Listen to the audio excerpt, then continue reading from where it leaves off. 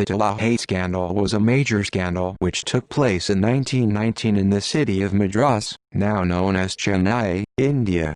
It resulted in the murder of De La Haye, the principal of Newington House, a college in Madras on the night of the 15th of October 1919, and a highly sensationalized trial known as the De La Haye murder case or Madras murder case. No one was implicated and the case remains unsolved to this day. Events on the night of the 15th of October 1919, De La Haye, the principal of Newington House, was shot dead in his bed. The Newington House was a school of the Court of Wards which attended to the educational requirements of minor princes of the various princely states of British India. By an order of the Government of India under Section 27 of the Criminal Procedure Code, the case was controversially transferred from the Madras High Court to the Bombay High Court, though none of the accused had anything to do with Bombay City. Various motives were assigned to the murder. However, in the end, the main accused was acquitted. The case remains unsolved to this day. Suspects' various motives have been assigned to the murder. According to eyewitnesses, the boys at the house were frequently offended by De La Haye's racist remarks, as he often addressed them as barbarous Tamilians.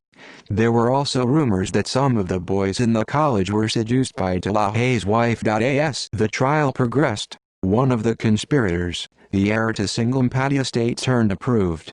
He gave a detailed description of the events of the night. Kadambur said, "We must finish the Durai principle tonight."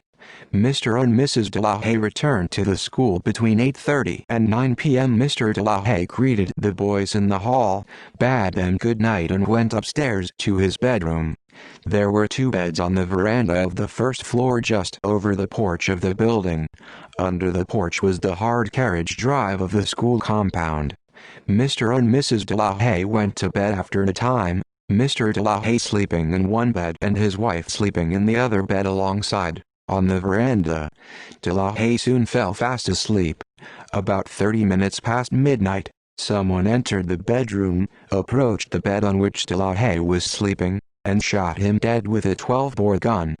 De La Haye died instantaneously, having been hit by the bullet on the right side of his head. As the judge pointed out in his admirable charge to the jury, this was unquestionably a case of murder, there being no suggestion or possibility of accident or suicide. Mrs. De La Haye was aroused by the report of the gun, and so were several boys. One of the boys came down and, finding what had happened, immediately telephoned to the police and the civil surgeon, Major Hingston. Major Hingston arrived in about 10 minutes, examined Mr. De La Haye and found him dead. Mrs. De La Haye was naturally in a hysterical state of mind. The police came, inquiries were made, and it was found that another gun was lying on the carriage drive below with a few cartridges placed around it. Aftermath. Based on Singampati's testimony, the heir to Kadambur estate was implicated in the murder. However, on detailed scrutiny, the jury found Singampati's version of the events to be false. Kadambur was eventually acquitted. The Newington House was closed shortly after the murder. See also List of unsolved murders. Notes.